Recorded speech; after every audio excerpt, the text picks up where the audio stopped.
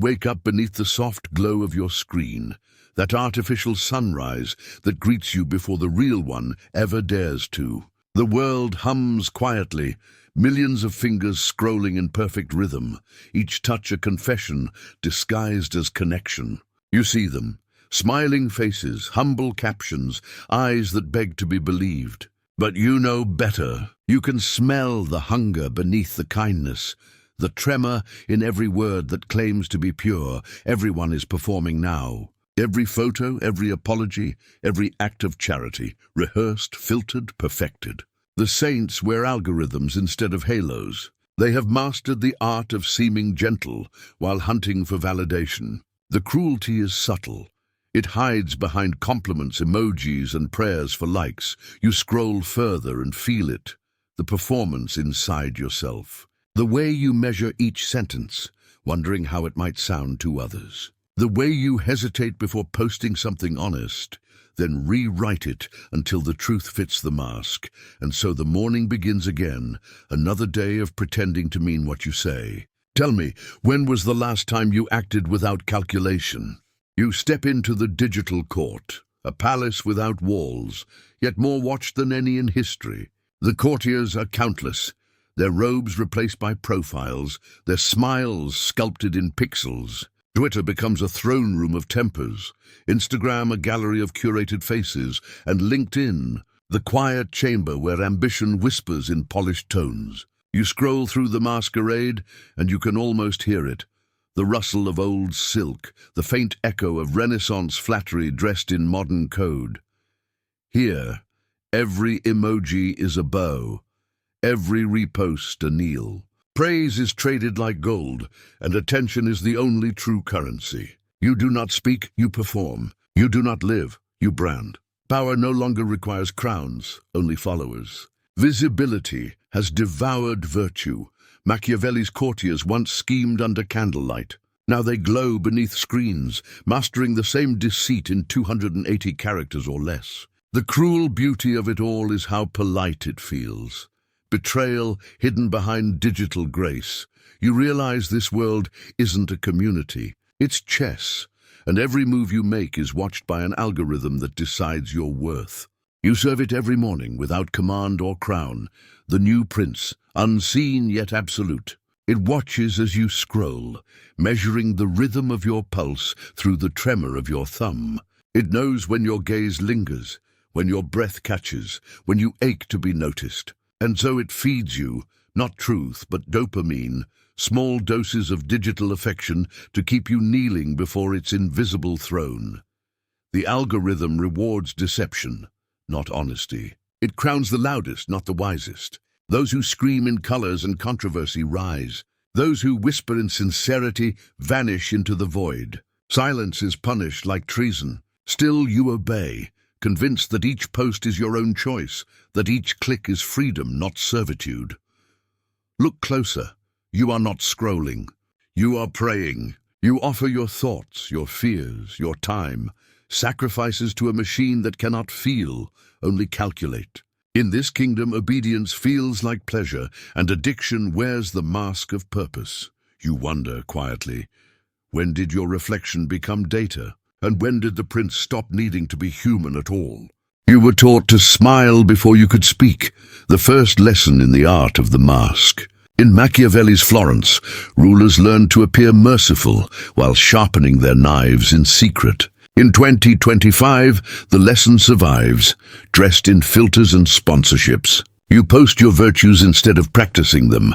You craft your empathy, design your humility, curate your grief. To be good is irrelevant. To seem good is survival. The world no longer asks for truth. It asks for an aesthetic of it. Beautiful suffering, rehearsed compassion, marketable rebellion. You are both artist and prisoner of your own illusion, but something has changed. The mask no longer sits upon your face. It has fused to your skin. It breathes with you. It smiles when you don't. You've forgotten where the performance ends and the person begins. The reflection in your screen isn't lying. It's evolving, becoming something stronger, colder. more palatable. You remember what Machiavelli said, "Men judge more by the eyes than by the touch." He was right. The body still lies, but the image conquers, and soon you'll learn that once the mask becomes you, there's no taking it off. Gayness used to mean something sacred, a gesture offered without audience or agenda. But now it feels like currency. Every favor recorded, every smile repaid in calculated gratitude. You've learned painfully that mercy is dangerous here. It invites teeth beneath polite faces. It makes you soft in a world that rewards the sharp. You gave once, freely, foolishly, and watched as your generosity was twisted into weakness. They took what you offered, then called you naive for giving it. You apologized once, and they mistook it for surrender. Every good act became a debt, every gentle word an open wound. Machiavelli warned against misplaced compassion, and perhaps he was right. To survive, the pure must learn cruelty, or at least the appearance of it. Yet something inside you resists, aching for the honesty you buried beneath your armor. You scroll through the world again, the endless feeds of performative care, and wonder, has kindness become another strategy? A mask shaped like virtue, worn to hide ambition. You want to believe goodness still matters. But the silence after every betrayal tells a colder truth. Kindness costs more than cruelty now, and you are running out of it. They smile as they approach, calm, radiant, sincere. You feel safe in their words until you taste the iron beneath them. Their compliments have teeth. Their kindness, claws wrapped in velvet. In this new age, predation wears a polite face. The monsters no longer roar. They network. Every meeting is a silent hunt, every collaboration a calculation. They don't stab you. They applaud while rearranging the knife. The tone is always warm, the language soft, the betrayal surgical. You begin to realize that cruelty has evolved. It no longer needs violence. It thrives on subtle control. Withheld praise, invisible exclusion, strategic silence. You watch the powerful feed on insecurity, feeding you small crumbs of validation to keep you obedient. They flatter your ambition, then drain it. They study your fears like maps, tracing exactly where to strike. But you can't afford outrage. The game demands composure, the predator's calm. You learn to smile back, to mirror their civility, to sharpen your instincts beneath your politeness. Survival now depends on how gracefully you can pretend not to notice the blood, and soon you'll find that beneath every handshake, something hungry waits. No one screams anymore. The wars of this age are fought in silence. A single ignored message, a sudden absence of likes, a quiet erasure from the room. Reputations don't explode, they wither. You don't see the blade until you're already bleeding. This is the new battlefield, invisible, elegant, merciless. In the Renaissance, a whisper could end a life. Now it ends a name. Cancellation is the modern assassination, clean and bloodless, yet far more enduring. A smile can condemn, a pause can exile, and silence. Silence is the weapon of choice. You feel it in your chest. That constant awareness that someone is watching, calculating, waiting for you to falter. You learn to speak cautiously, to curate every emotion, to hide your real opinions behind polished neutrality. One wrong word and the algorithm buries you alive. The cruelty here is quiet, refined. There are no executions, only vanishings. Friends turn to strangers, allies to ghosts. And all of it happens without sound, without proof, without mercy. You realize then that survival in this silent war isn't about winning. It's about remaining visible long enough to still exist. You must learn to quiet the storm inside you. Feelings are liabilities here, bright targets painted on your soul. So you begin the ritual of detachment. You drain the warmth from your pulse until your veins feel like glass. You slow your heartbeat until it moves in rhythm with reason, not desire. Compassion dulls into observation. Love becomes calculation. This is not cruelty. It is evolution. The world does not reward softness. It devours it. To survive, you must become the surgeon of your own emotions, cutting out the tenderness before it betrays you. Every disappointment becomes data, every wound a lesson in control. You stop reacting and start observing. The pain still exists, but you no longer belong to it. They call it indifference, but you know it's discipline, the art of freezing what once made you human.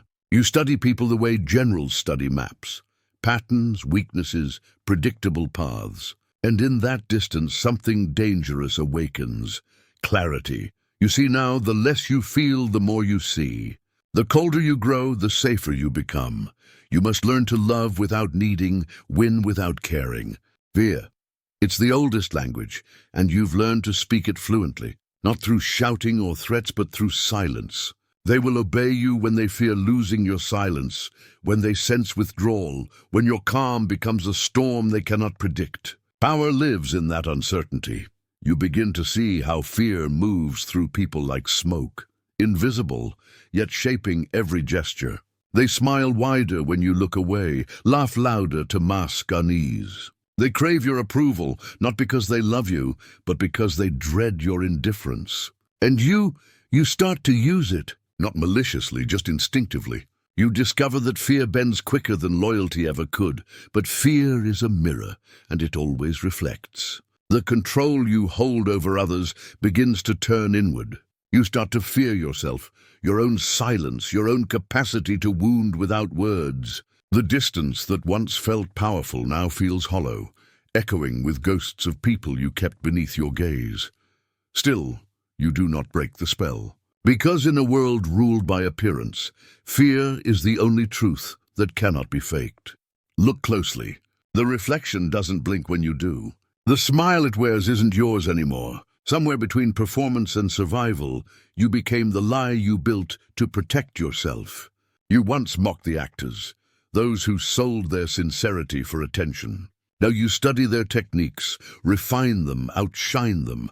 You've become the thing you once despised, and worse, you've made it look effortless. The mirror trembles as if it knows. Cracks spider across the surface, each one whispering a different version of you. The saint, the strategist, the ghost. You've lived so long behind the mask that truth feels invasive, like light in a room meant to stay dark.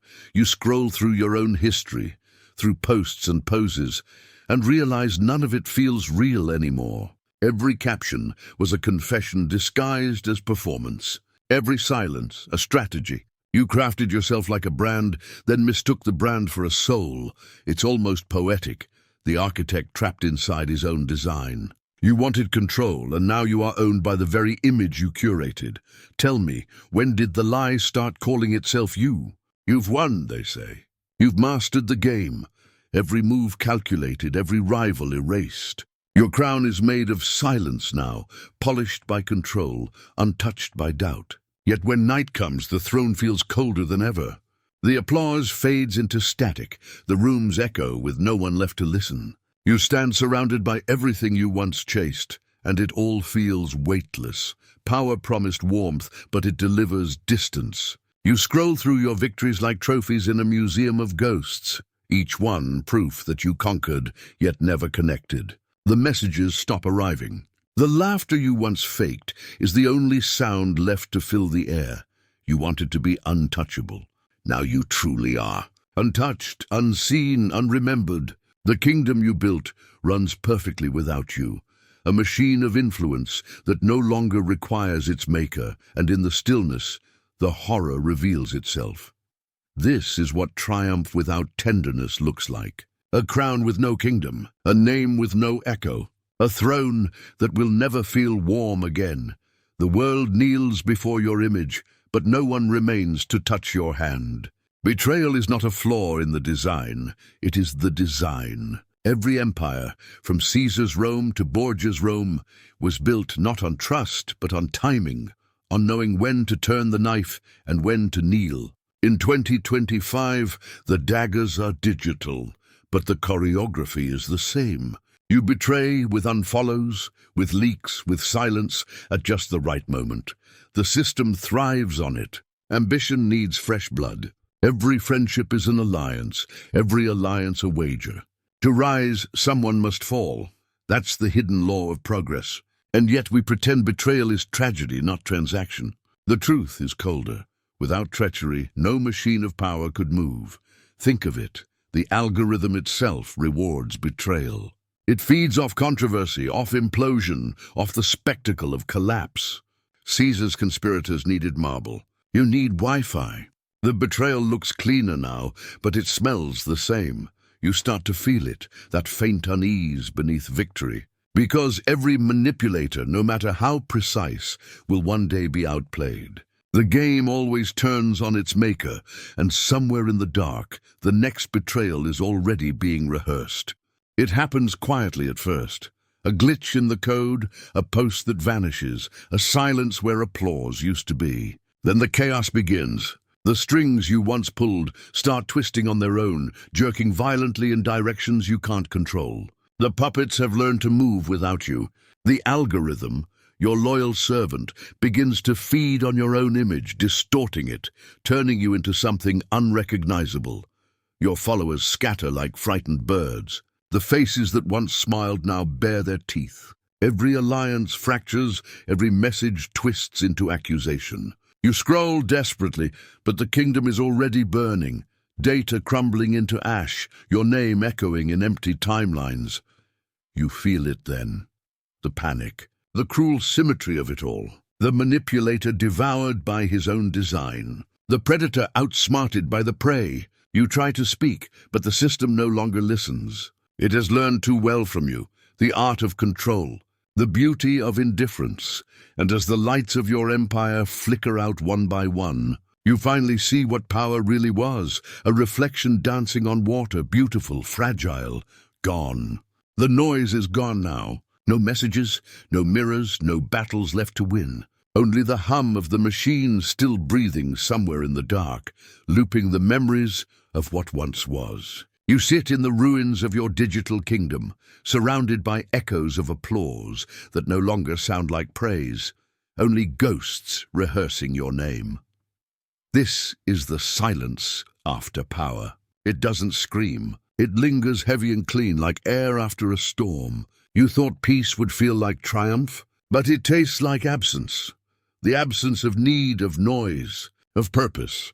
You look at the empty chair before you and realize that victory was only a different kind of loneliness. Every rival gone, every friend too cautious to return. The empire you built still stands, but it no longer belongs to you, and yet there is truth in this silence, an honesty that never lived in the noise. Power was only ever a performance. Now stripped of the stage, you feel what remains beneath it, the weight of being no one's master and no one's memory.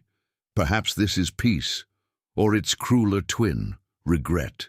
It starts with a whisper, faint, almost tender, rising from beneath the debris of silence. You know that voice. It's the one you buried beneath strategy and applause. Your conscience, the ghost that never learned how to die. You touch your face, and the mask that once fused to your skin begins to crack. It doesn't shatter. It sighs like something tired of pretending. Beneath it, the flesh feels raw, almost human again. Memory bleeds through the fractures, faces you manipulated, hands you let go, the small kindnesses you silenced to survive. They return not to accuse but to remind. Guilt is not punishment. It's proof that you were once capable of softness. And now it haunts you, a melody you can't unhear. You wonder if redemption exists for someone who built his empire on appearances. But even in that doubt, something stirs, a quiet longing to be seen, not as powerful, not as perfect, but as real. The ghost of conscience doesn't demand confession. It only waits, patient, sorrowful, for you to stop performing long enough to listen, and for the first time, the silence feels almost merciful. You wake to the scent of ash and rain, the aftermath of your own design. The empire of illusion lies silent, but something fragile moves within the wreckage. Not victory, not defeat. Something smaller and far more difficult to name. A hand, trembling but steady, reaches out from the ruins. Yours. For years you mistook indifference for strength, cruelty for intellect. Yet now, in this thin light, you see what power could never give you, the ability to feel without needing to win.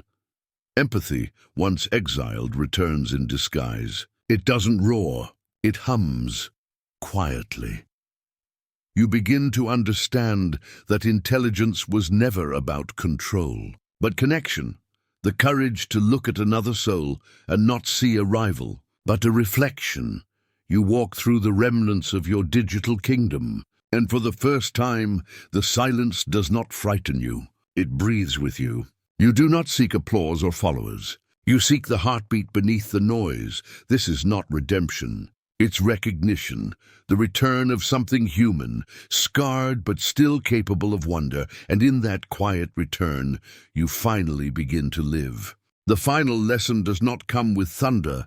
It arrives in stillness. You have studied deceit, mastered silence, worn the masks that power demanded. Yet the last strategy is not to hide. It is to reveal, deliberately, intelligently, and without apology. Machiavelli taught control, but the world he prepared you for has changed. In an age where every soul performs, the rarest act is sincerity. Authenticity, once weakness, has become the sharpest weapon. When truth is a performance, the one who speaks honestly controls the stage. So you learn a new form of cunning, to wield transparency like a blade. You show your flaws, but on your own terms. You let them see your heart, but never the strings that guide it.